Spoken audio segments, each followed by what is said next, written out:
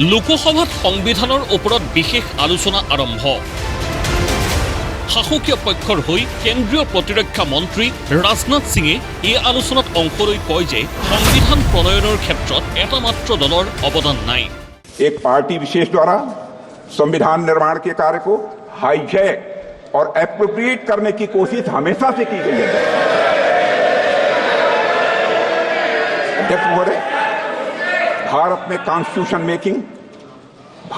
Constitution making से जुड़ी ये सब बातें लोगों से छिपाई गई हैं। इतिहास में जाने पर पता चलता है कि हमारे देश में इस बात पर व्यापक सहमति थी कि भारत का भविष्य किस तरह के कानून से निर्धारित होगा। मैं आज यह स्पष्ट करना चाहता हूं अध्यक्ष महोदय कि हमारा संविधान किसी एक पार्टी की देन नहीं है। भारत का संविधान भारत के लोगों के द्वारा भारत के विचारों के साथ भारत के मूल्यों के अनुरूप बनाया गया एक अनपैरेलल्ड ट्रांसफॉर्मेटिव यह डॉक्यूमेंट है। देशर संविधान रचनार क्षेत्र संविधान सभार लगते श्यामा प्रसाद मुखार्जीर प्रसंग उत्थापन करी एइदरे कले राजनाथ सिंहे। अगर हम संविधान सभा की बहस को ध्यान से पढ़ें तो पता चलता है कि उन्होंने राष्ट्रीय एकता के लिए और अलगाववादी प्रवृत्तियों पर अंकुश लगाने के लिए एक मजबूत संघ यानी स्ट्रांग यूनियन की आवश्यकता पर विशेष बल दिया था और स्वतंत्रता और समानता के सिद्धांतों पर आधारित एक गणतांत्रिक संविधान की डॉक्टर श्यामा प्रसाद मुखर्जी ने वकालत भी की थी। हमारे वर्तमान संविधान में भी इन्हीं मूल्यों को अध्यक्ष महोदय प्राथमिकता दी गई है, मगर इस बात का कहीं उल्लेख नहीं मिलता है। এই আলোচনা কালত কংগ্রেস দলকো সমালোচনা কেন্দ্ৰীয় প্ৰতিৰক্ষা মন্ত্ৰীগৰাকীৰ।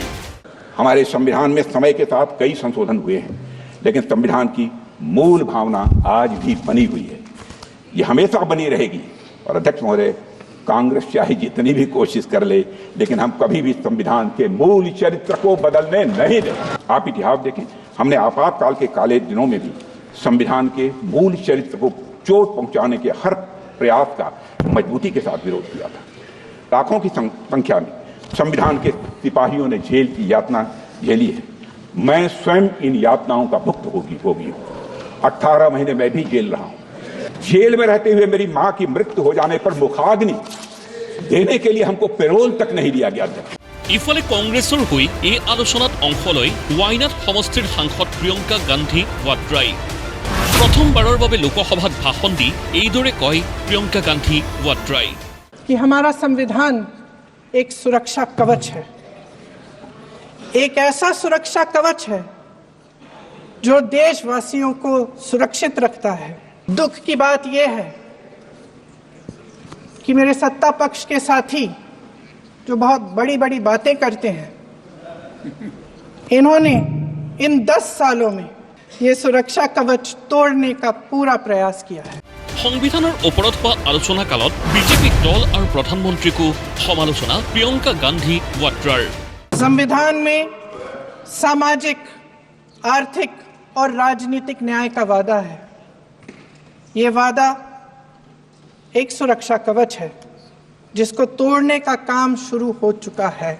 लैटरल एंट्री और निजीकरण के जरिए ये सरकार आरक्षण को कमजोर करने का काम कर रही है। अगर लोकसभा में ये नतीजे नहीं आए होते तो ये संविधान बदलने का काम भी शुरू कर लेते कि इस चुनाव में हारते हारते जीतने से इन्हें एहसास हुआ कि ये संविधान बदलने की बात इस देश में नहीं चलेगी। न्यूज़ डेस्क रिपोर्ट, प्रतिदिन टाइम।